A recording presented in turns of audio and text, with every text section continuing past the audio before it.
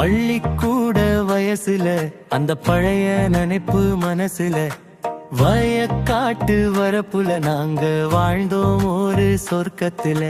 அக்கா வந்தா கூட அவ தோழி வந்தா, சித்தி மக வந்தா கூட அவ நட்பு வந்தா, அம்மா அம்மா சின்னம்மா நாங்க அனைவரும் ஒன்னா சிரிச்சோமே. அக்கா வந்தா கூட அவ தோழி வந்தா, சித்தி மக வந்தா கூட அவ நட்பு வந்தா, அப்பா அம்மா சின்னம்மா நாங்க அனைவரும் ஒன்னா சிரிச்சோமே. மோட்டாரு பம்பு செட்டு அது கொட்டுமே வெள்ளி கொட்டு, கும்மாளம் போட்டுக்கிட்டு நாங்க குளிச்சோமே ஒன்னா தொட்டு. அக்கா வந்தா கூட அவ தோழி வந்தா, சித்தி மக வந்தா கூட அவ நட்பு வந்தா, அப்பா அம்மா சின்னம்மா நாங்க அனைவரும் ஒன்னா சிரிச்சோமே.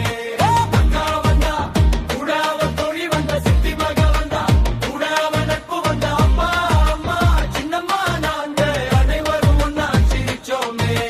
மங்கா மரையேறி நாங்க மாங்காய் பறிச்சோம், கரும்பு தோட்டம் புகுந்து நாங்க கடைவாயில் கடிச்சோம். காய்த்து குலுங்கும் கடலை செடி அதை வேரோட பிடுங்கி ருசிச்சோமே. வாழைப்பழமும் இளநீரும் அள்ளி வயிறு நிறைய குடிச்சோமே.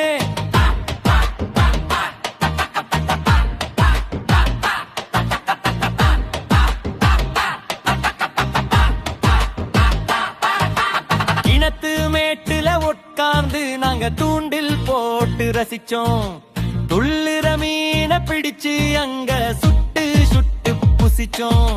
சிரிப்பு சத்தத்துல அந்த வயலே சிலிருக்கும். நட்பு சங்கிலியில என்னடும் பாசம் இருக்கும். ஆல மரத்து விழுதை போல எங்க உறவு அழமா ஊனுச்சே. அந்த காலம் இப்போ வெறும் கனவா போனது ஏனோ. பள்ளிக்கூட வயசுல அந்த பழங்கின் தனிப்பு மனசுல வயக்காட்டு வரப்புல நாங்க வாழ்ந்தோம் ஒரு சொர்க்கத்துல.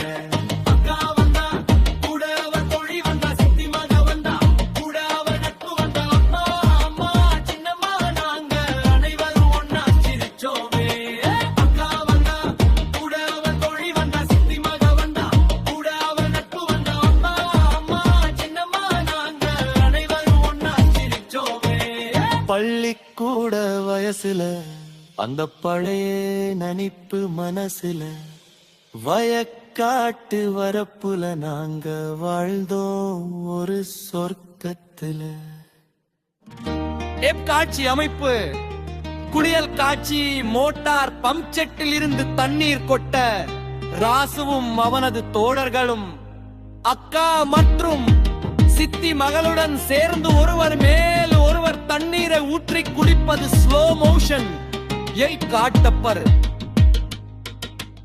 உணவு திருவிழா மடியில் பறித்து வைத்த மாங்காய்கள், கையில் கரும்பு அருகில் சுட சுட சுட்ட மீன்கள் என அனைவரும் ஒரு மரத்தடியில் அமர்ந்து சிரித்து பேசி சாப்பிடுவது நிலநீருகள் நிலை வட்டுடனே.